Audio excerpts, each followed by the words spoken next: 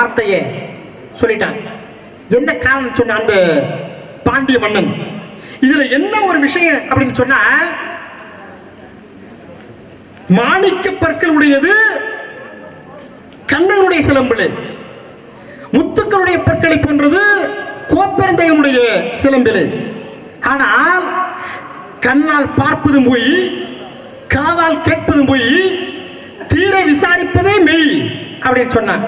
அப்ப கண்ணால பார்த்த உடனே அவன் திருப்பி சொன்னான் பாரு, அழைச்சுக்கிட்ட கொண்டு வா அப்படிங்கிறப்ப கொண்டு வா அப்படின்னு.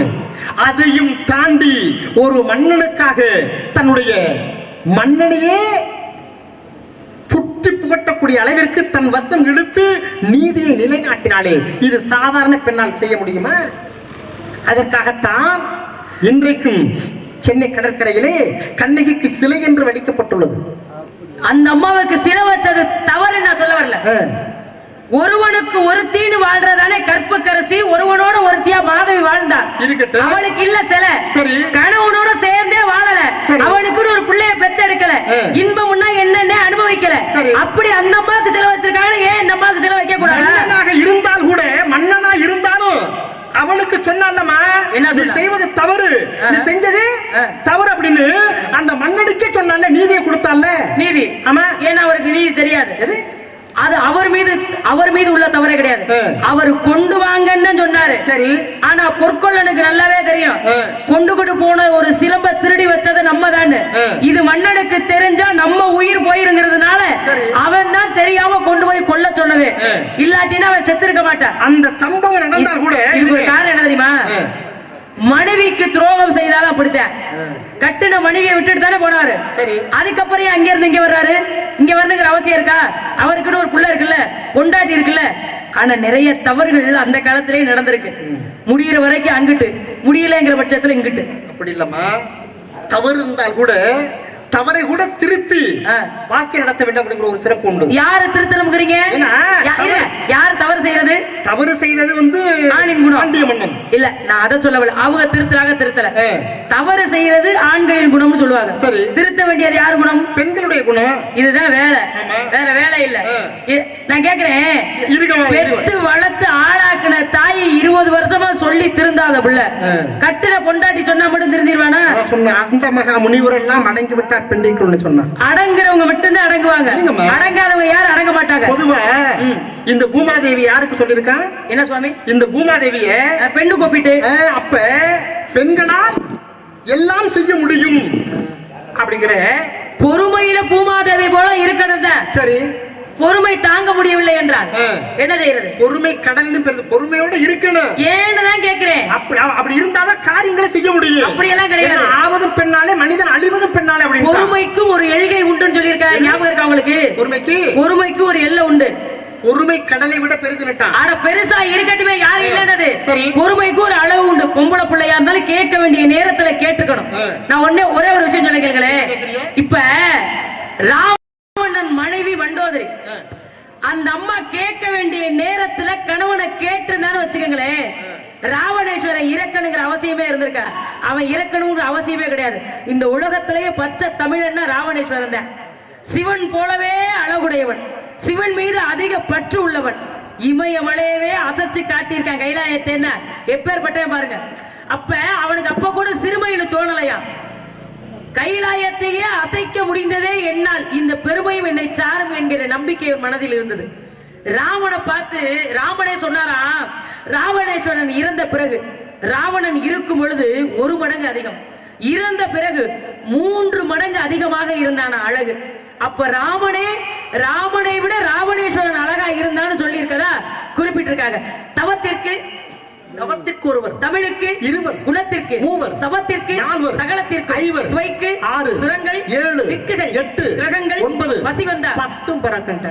பசி வந்தா 10மே பறந்துரும். அப்ப பசின்னு ஒண்ணு இல்லைன்னா மனிதனுக்கு இந்த உலகத்துல எந்த வேலையும் கிடையாது. மனிதன் இயங்குங்கிற அவசியமும் கிடையாது.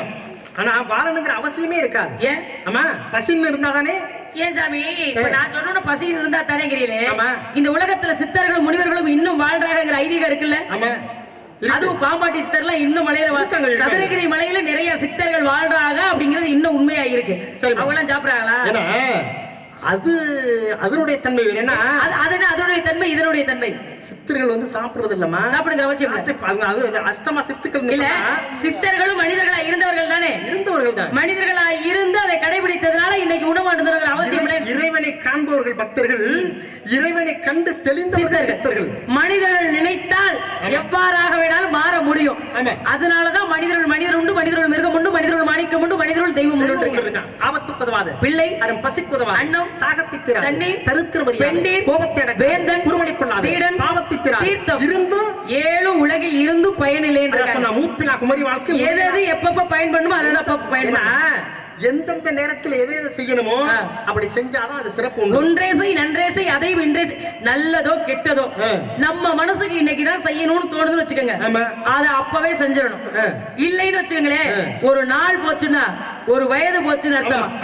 தேவையா ஆண்டன்று போனால் அதான் அழகா சொன்னீங்களே, ஒன்றே செய் ஒன்றும் நன்றே செய் நன்று நின்றே செய் இன்று இப்பொழுது நன்மையும் தீமையும் பிறர் தர வாரா. ஒரு விஷயத்தை நம்ம முடிவு செய்யறதுக்கு முன்னாடி 1000 முறை இல்ல 1500 முறை யோசிக்கலாம். ஆனா அந்த விஷயத்துல இறங்கிட்டா நல்லதோ கெட்டதோ எதுவா இருந்தாலும் நம்மளால முடியுங்கிற நம்பிக்கை இருக்கணும். அப்படி இருந்தாதான் நான் அந்த நம்பிக்கையோட காவலுக்கு வந்திருக்கேன். காவலுக்கு வந்திருக்கேன். காவலுக்கு வந்திருக்கேன் சுவாமி. காவலுக்கு நீங்கள் வந்திருந்தாங்க. கற்பு என்ற பயிரை பாதுகாக்க அவசியம் நான் துணைத்தேன். சரி, தற்காத்து தற்கொண்டார் வேணி தகை சார்ந்த சொற்காத்து சோர்வனான் பெண் என்று பொருளிக்கணுங்க. தன்னையும் காக்க வேண்டும், தங்களுடைய குலப்பெருமை காக்க வேண்டும். கண்டிப்பா. பேதை விரும்பை, மங்கை விடந்தை, அறிவு தெரிவை, பேரிழப்பெண் என்று சொல்லக்கூடிய 7 வகையான பருவத்தில் தாங்கள் அடைந்திருக்கக்கூடிய மங்கை பருவம், வண்டு விழின்னு சொன்னேன்ல. ஆமா. இந்த வண்டுக்கு பெண்டுக்கு என்ன ஒற்றுமை தெரியுமா? வண்டுக்கு பெண்டுக்கு ஒற்றுமைனா நிறைய இருக்கு. நீங்க என்ன வண்டுக்கு? எந்த வண்டுக்கு? எந்த வண்டுக்கா? ஏன்னா காட்டி கொடுத்தது உண்டு, கமண்டலத்தில் அடைத்தது உண்டு. இதெல்லாம் உருமாறிய வண்டுமா? சரி, நான் சொல்வது இறைவனால் படைக்கப்பட்ட இயற்கையான வண்டுகளில் மலை தேனீக்கு சமமாக வண்டு விழி என்று உங்களுடைய விழிகளை தெய்வீக நோக்கம் கொண்டு வர்ணித்தேன். என்ன சுவாமி, வண்டு விழின்னா பொன் வண்டுக்கு ஒப்பிட்டு வர்ணிச்சிருக்காங்கன்னு கேள்விப்பட்டிருக்கேன். அப்படின்னு எதுக்கு சொல்றேன்னா, மிகப்பெரிய ஒரு மருந்தை, கசப்பான மருந்தை இதுல கலந்து சாப்பிடணும். கசப்பா என்ன பொறுத்தளவுல கசப்பான மருந்தா இருந்தாலும் இனிப்பான மருந்தா இருந்தாலும் எதையும் கலக்காம சாப்பிடுறது உடம்புக்கு நல்லது. தேனில கலந்து சாப்பிடணுமா? ஏன்னா தேனுங்கிறது மருத்துவ குணம் வாய்ந்தது. தேனும் கெடாது, தேன் தன்னை சார்ந்தவளை கெடவிடாது. இதெல்லாம் நியாயமான விஷயம். அப்படிப்பட்ட தேனை கொடுக்கக்கூடியது ஒரு வண்டு தான். ஆனா அந்த வண்டு கடிச்சா கூட என்ன ஆகும்? அது பூச்சி. எப்படி வண்டாகும்? அது ஒரு வண்டுடைய தேன், அது ஈ இனத்தை சேர்ந்தது. ஆமாமா. அப்பதான் அது பூச்சி. ஆனா எப்படி வண்டுல கொண்டு ஒப்பிடுவீங்க? அதுவும் உண்டுதான். இருங்க, வாயில வந்ததா வசனம் பேசாதீங்க. கூட இருங்க, கோபப்படாதீங்க. என்ன கோபப்படுறீங்க? என்ன சுவாமி, ஈக்கு வண்டு வித்தியாசம் இல்லையா? அப்படி இருந்தால் கூட அதுக்கு ஒப்பா நான் சொல்லல. கெட்டாலும் மேன்மக்கள் மக்கள் சங்கு சுட்டாலும் வெண்மைங்கிறது போல சரி உயர்ந்த எண்ணம் கொண்ட யாருக்குமே தீங்கு செய்யாது பொன் வண்டுக்கு சமமாக வண்டு விழி என்று உங்களுடைய விழிகளை சொன்னதெல்லாம் சரிங்க. உங்க அப்பா தானே படைக்கிறார் எல்லா ஜீவராசியும். அப்ப இதுக்கு பேர் இருக்குல்ல, ஓரறிவு, ஈரறிவு, மூவறிவு, 4 அறிவு, 5 அறிவு, 6 அறிவு, 7, 8 வரைக்கும் அறிவு போயிடுச்சு. அதை விட பகுத்தறிவு அப்படிங்கிறது, அதைத்தான் 6ஆம் அறிவு தான் பகுத்தறிவுன்னு சொல்றாங்க. அந்த பகுத்தறிவு பகுத்து வாழ தெரிஞ்சா மனிதர்கள் அந்த உலகத்துல வாழ முடியும். என்ன வேலையை வந்திருக்கீங்க? பருவம் என்பது சித்திரம், அதை பாதுகாக்க வேண்டும். ரொம்ப பத்திரம். அது வருவது ஒரு முறை சாஸ்திரப்படி, மரமுறை தவறிவிட்டோம், வழிமுறை தவறுனா பெரிய உபத்திரம். அதுதான் சொன்னா எந்த நேரத்துல எதனால் பாலோடாயினும் காலம் அறிந்து உண்ணணும் இருக்கான். ஏன் அப்படி? பால் தான், பாலா இருந்தாலும் கால நேரத்துல சாப்பிட்டா அது பக்குவத்துல இருக்கலே. நம்ம சாப்பிட்டா பக்குவம் தவறி சாப்பிட்டோம்னா அது பாலா போயிடும். பருவம் மாறினா உருவம் மாறும். உருவம் மாறிச்சுன்னா வயசு போயிடும், ஆயிரும்ல. அதுக்காகத்தான் எதை எந்த நேரத்துல செய்யணுமோ அதை நினைக்கிறேன். அதனால எப்பொழுதுமே பருவத்திலே பயிர் செய்யறது நல்லது. வாழ்க்கைங்கிறது ஒரு முறை தான். சரி, மறுமுறையில வருமா வராதாங்கிறது தெரியாது. வாழ்ற வாழ்க்கையை நிம்மதியா சந்தோஷமா வாழ்ந்துருப்போம், அடுத்தவர்களுக்கு இடைஞ்சல் இல்லாம. சரி, எங்களுக்கு தான் இடைஞ்சல்லே மெனக்கட்டு வருதே சுவாமி. இங்க என்ன பண்றீங்க? காவல் பாக்குறேன். எதுக்கு? திரைக்கு. அப்படின்னா ஏன்னா குறிஞ்சிலத்தின் தலைவன குமரன், குமரனின் தந்தை பரமன், பரமனான் யுத அரவம், அந்த அரவத்தை கொடியாக கொண்டோட துரியதுரன், துரியதுரனின் நண்பன கர்ணன், கர்ணனின் தந்தை சூரியன், சூரியனின் சாரதி அருணன், அருணனின் தம்பிய கருடன், கருடனின் தந்தை ஆதிசேடன், ஆதிசேடன் சுமப்பது பூமி என்ன பிரபஞ்சம். எல்லா சிறப்பும் உங்களுக்கு உண்டு. சரி, அதனால இந்த உருவத்துக்கு பருவத்துக்கு என்ன செய்ய போறீங்க? கர்வத்துக்கு. கர்வமா? யாரை பார்த்து கர்வம்ன்றீங்க? எனக்கு அந்த கர்வமே கிடையாது சுவாமி. இருக்கக்கூடாது, யாரிடத்திலும் கர்வமாக இருக்க மாட்டேன். இருக்கக்கூடாது. அதனால நான் மாப்பிளமா, அதுவும் நான் பொம்பளை பிள்ளை சுவாமி, அப்படி கர்வமா இருக்கலாமா? இருக்கக்கூடாது. கோவம் வரும்போது கத்துனாலும் கூட மறுநேரம் அந்த கோவத்தை குறைச்சிக்கிறது நல்லது. சாந்தமாக வேண்டும். அப்படி இருக்கு. அது யாருக்கிட்ட சாந்தமா இருக்கணும்னு தெரியும். நீங்க என்ன சொல்ல வர்றீங்க? மாப்பிளை பார்த்து வந்திருக்கேன். மாப்பிளைக்கு சிறப்பு இருக்கா? இருக்குல்ல, சிறப்பு சொல்லுவாங்க. அதனால அம்மா நீ கேளு, ஆண்டு வந்தா பாரு, அனுதின நீ வணங்கும் ஆறுமுக அவன் பேரு. வாழ்க்கை பருவ இந்த நேரத்திலே நானே தேடி வந்தேன் வனத்திலே. அட சம்மதத்தை நீ கொடுத்தா நல்லது, அட சம்மதத்தை நீ கொடுத்தா நல்லது.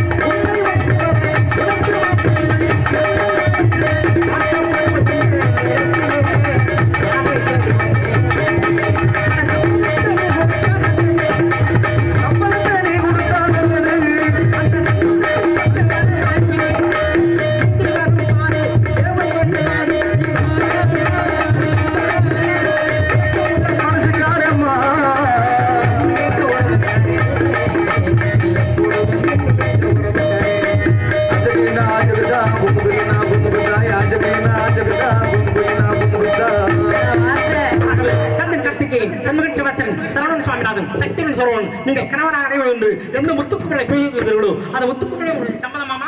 விருப்பமில்லை சுவாமி, விருப்பமில்லை. சொல்லும் என் வார்த்தை கேளம்மா, சும்மா அந்த பாடலும் அவற்றை நீ விடுத்து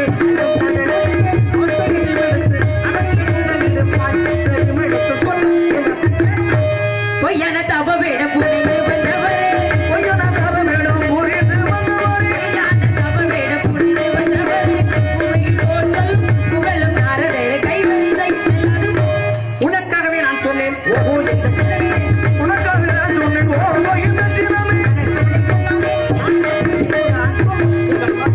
எனக்கு பறித்து கொண்டு இசைக்க வந்தது போல, எனக்கு பறிந்து கொண்டு இசைக்க வந்தது போல, எனக்கு பறித்து கொண்டு இசைக்க வந்தது போல, இல்லாமல் எங்கேனு போய் போதும் கைவரிசை செல்லாது. வேறொரு வரவில்லை வேறொரு வரவில்லை மேதினில் அறுவடை செய்தால் தலைவாயை பிரமாணந்த சொல்லும். சிவனுக்கு என்ன வேலை சுவாமி? சிவனுக்கு என்ன வேலை? அருளக்கூடிய வேலை, பிரம்மனுக்கு படைக்கக்கூடிய, மகாவிஷ்ணுக்கு காக்கக்கூடியது. எப்ப அவங்க 4 பேர் அத்தே அத்தே அப்பா நல்லா இருப்ப சாமி முகத்தோட. எனக்கு இந்த இடத்துல கையில கவனம் பிடிச்சு காவல் பாக்குற வேலை. சாமிக்கு ஒரு வேலை இருக்கு சொல்லவா? சுவாமி குட்டி, இந்த வள்ளி அந்த முருகனுக்கு குட்டி, இந்த வள்ளி அந்த முருகனுக்கு குட்டி, அந்த பண்டார பயலுக்கு இந்த பரதேசி சாமி குட்டி குட்டி குட்டி கொடுப்பது உங்கள் கோத்திரத்தில் முறையோ, குட்டி கொடுப்பது கோத்திரத்தில் முறையோ, குட்டி கொடுப்பது உங்கள் கோத்திரத்தில் முறையோ, உடம்பை சொல்ல வந்து உங்களை அடைய கைவரிசை செல்லாது. குட்டி கொடுப்பது கோத்திரத்தில் அடி மர முடிப்பில் உருட்டு புரட்டும் கொண்டு விரட்டி அடிக்கடி, உருட்டு புரட்டும் கொண்டு விரட்டி அடிக்கடி. கிள்ளி வேணும் கந்தனை கொத்து வேணும், கிள்ளி வேணும் கந்தனை கொத்து வேணும், சும்மா பட்டு பட்டு பாட வேணும். இருட்டு நாரதன் முனியே. மத சிறுமி பிள்ளை குட்டி கொடுப்பது பணக்கம் என்று கேட்டு விட்டீர்கள். உண்மைதான், நாங்க எதையுமே குறைச்சு கொடுக்க மாட்டோம், குட்டி தான் கொடுப்போம். கல்வியையும் செல்வத்தையும் அதனாலே ஆதம் அஸ்தமாக இருக்கு. சுவாமி எனக்கு காவல் நடத்தி கட்டவன் என்றான். என் பேர் நாரதன் இல்லை, நான் அணிந்திருப்பேன் முல்லை. இது சத்தியம். வள்ளி அழைச்சிட்டு வாங்கன்னா சரியான வில்லை. என்னை தாண்டி அங்கிட்டு போகணும். முருகா, ஞான பண்டிதா, தங்களை காண வேண்டும் என்று அடியால் காத்துக் கொண்டிருக்கின்றேன். சீக்கிரம் பாருங்கள் முருகா.